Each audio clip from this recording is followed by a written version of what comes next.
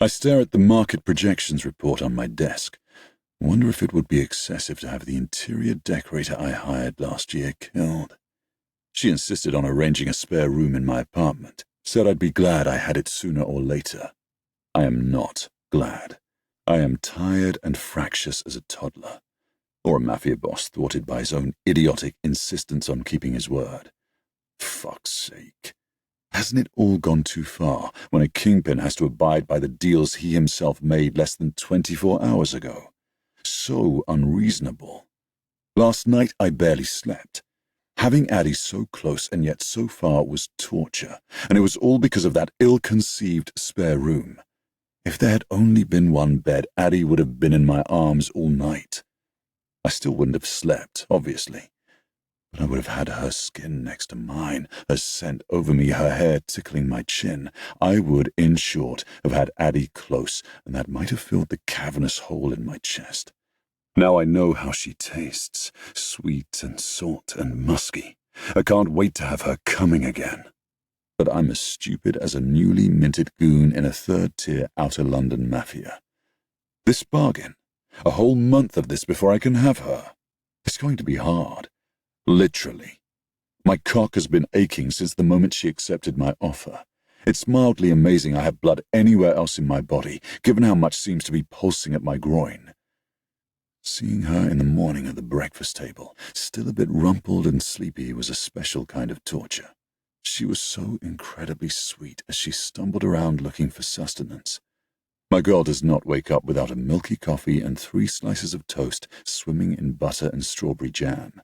She let me take her hand as we left the building, and I probably held her a bit too tight on the journey to work, but there was no way I was going to relinquish the soft little paw in mine.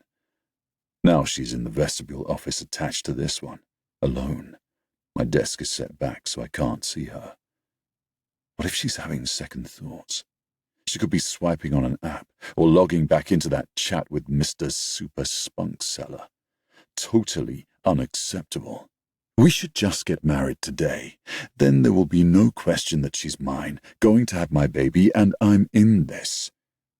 But I told her this morning over breakfast to plan the wedding however she likes, to spare no expense. Even I know that weddings are a big deal for the bride. Me? I wouldn't care about getting married in a cardboard box, so long as at the end of it I could call her my wife, and she remained at my side and happy for eternity. But what if she's getting her hopes up about something totally unsuitable, like a wedding next summer? A wedding after she's pregnant, perhaps? Or worse still, after it's born, so the baby wouldn't have my surname, so Adi wouldn't have that signifier that she's mine. Oh, crap. I didn't think this through. Adi! I bark into the phone that connects to hers. Come in here. Yes, Mr. Cavendish? She drops the call before I can say anything else. The fuck? She has a sunny smile when she walks through the open sliding doors, and I'm blinded. I saw her this morning. I held her hand, and yet she might as well be the sun as I'm thrown out of a dark cave into the light. Rhys, I grumble. Call me Rhys. You're my boss, Mr. Cavendish. She blinks innocently. Where are you at with the wedding planning? If we brought it forwards, would that be an issue? She tilts her head. What wedding planning? The wedding planning you've been doing this morning, I say with a touch of impatience. If we just missed all of the... I circle my hand in the air to indicate, I don't know, sugared almonds and women in hats. If we got married this afternoon, would that be an issue for what you've already planned? I have been replying to emails this morning because we're at work. That is what you pay me to do. She points out in an infuriatingly reasonable tone. Didn't stop you with the jizz procurement yesterday. 2 red spots appear on her cheekbones. Yes. Well, I'm sorry about that. I'm trying to make up for it by being extra productive in my job today, Mr. Cavendish. Rhys, and your job is to be my wife. For crying out loud. I am not yet your wife. I am your assistant. And I have told you, remedy that. Do not scowl at me for doing my job, Mr. Cavendish. I'm not. All right, I probably am scowling. With good reason. She's got the priorities all mixed up. The emails? Fuck the emails. Our wedding is the only important thing. I open my mouth to point out this is a company for money laundering and none of the business matters, but then shut it. Right. I was generally intending for her not to hear about my mafia goings-on. No more emails, I say instead. We're taking the rest of the day off. But I have to work. That's what you pay me for. Nope. From now on, I pay you to arrange our wedding and have our baby. And we're getting married this afternoon. You can't... Sit down. My tone must be as dark as I feel, since she clenches her teeth but does as I order. The wedding. Have you thought about it? She swallows and wobbles her head in that way that says, yes, but also no, and mainly, I don't want to confess any of this. What does our wedding look like, Adi? Tell me what you'd like. Diamond ring? Big white dress? I grasp around, basically doing word association with wedding like I'm in a 90s daytime television game show. I don't need any of that. I just wish... What? She smooths her hands over her skirt. Those prissy suit dresses she wears really do it for me. I wish my grandmother could be at our wedding. But she can't. Why can't she? She can't get out of bed, and she's been going a bit loopy. That's why I have to get pregnant quickly, before she gets worse. Adi's mouth turns down at the corners. And no, we can't video call her or whatever. She hates all of that. Won't even speak to me on the phone. She tries for a laugh, but it sounds far sadder than I think she'd like me to have heard. I'm glad I did. Nothing else matters to me other than Adi's happiness. If our wedding being attended by her grandmother is important to her, then it's what will happen. Honestly, who cares about where we get married? The only point of this for me is that she'll be my wife. If she can't get out of bed, we'll go to her. That's sweet. She gives me a tepid smile. But a visit afterwards isn't the same thing, is it? Not afterwards. We'll get married wherever she is. In her bedroom, if need be. You, a billionaire, getting married in a care home up north? She huffs skeptically. And I don't think it's even possible. Definitely not today. For a woman who renovated the whole executive office floor without her boss knowing, you are remarkably lacking in imagination. She looks askance at me. What do you mean? I mean, we have work to do, little one. Adi is a bit scared by the helicopter, which is fine by me as she sneaks close as we take off, and when I slide an arm over her shoulders, she eagerly snuggles in. I breathe in the scent of her cherries. So sweet. There's too much noise to talk as we travel north to her grandmother. I honestly don't know what to expect when we're sat down on the lawn of the care home. All I did was snatch the phone from Adi when she'd found someone local, and kept saying higher numbers until they agreed to drop everything and organize the wedding. But Adi's gasp is expressive enough as we walk, my arm still around her waist because I'm a possessive psychopath, towards a walled garden with a large terrace. Close to 50 older adults are sitting in curved rows facing a gazebo. As we go through the archway into the garden, they break into applause, and next to me in her white dress, Adi gapes and blushes. That blush suits her, and I smile.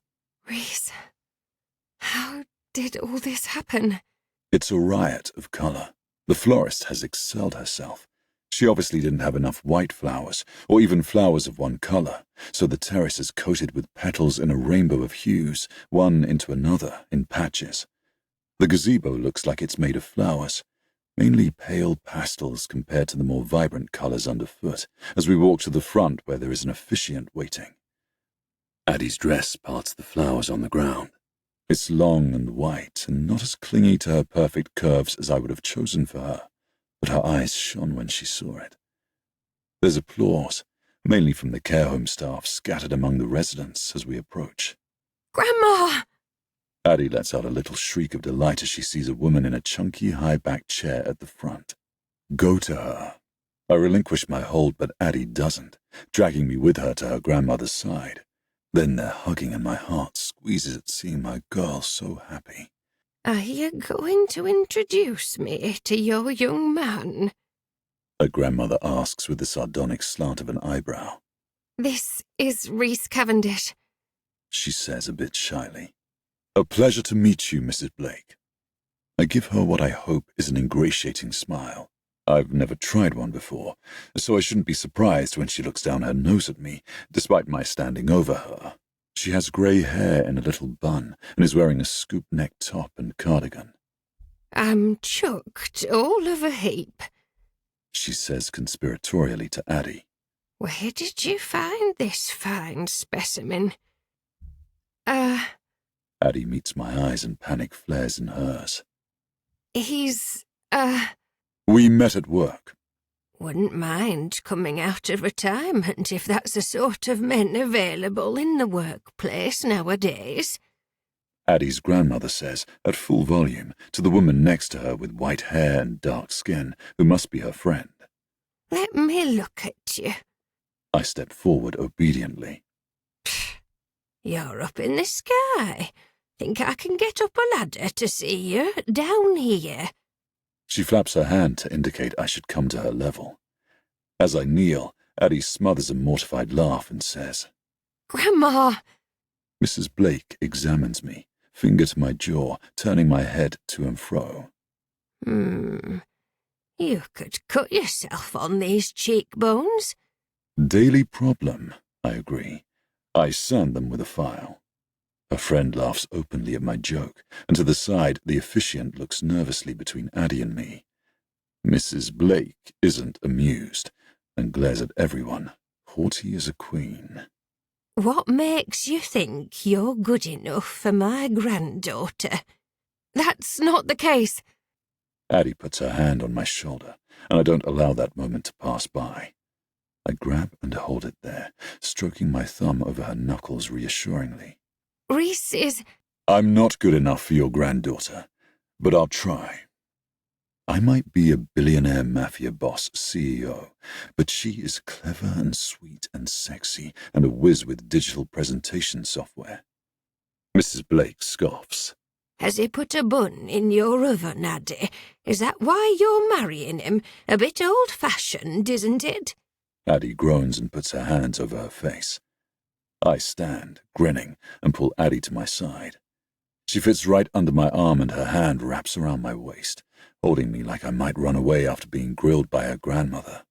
Ha! Matriarchs are frightening, but not as scary as me. Not yet, but we're going to get the heat cranked up and make some dough. Don't worry. Well, I can see he's handsome and has a few bob to spare, but is he kind, Mrs. Blake seems to expect a reply, staring at me beadily even as she talks about me, not to me, but doesn't leave me space to answer. Will he be a good father? Can he look after you? I'll make it my life's mission to ensure your granddaughter's happiness. The smallest smile stretches Mrs. Blake's mouth, and her eyes twinkle. You've made such a palaver now. Better finish the show. And that's it. We're dismissed. Sorry. I'm so sorry. Adi whispers as I lead her to the little platform in the gazebo, where the officiant is waiting, bemused and doing a decent job of hiding it. She's so much more rational than when I last saw her. Maybe she just had a temporary lapse. I had no idea she'd grill you. If I were 20 years younger... Mrs. Blake's voice rings out behind us, and I catch Adi's eye as we both splutter with laughter. Don't be. I take Adi's hands in mine. I like her. She loves you and wants to protect you. We have that in common. I think we'll get on just fine. The officiant coughs subtly, and the urge to kiss Adi's nerves away is almost irresistible. But I haven't got where I am by being anything less than patient. I'm going to marry you now. I lean forward to breathe into her ear. And later, I will push that white silk up your thighs and eat my wife's pussy. She lets out a tiny whimper, but as I straighten to my full height, Adi nods, eyes sparkling.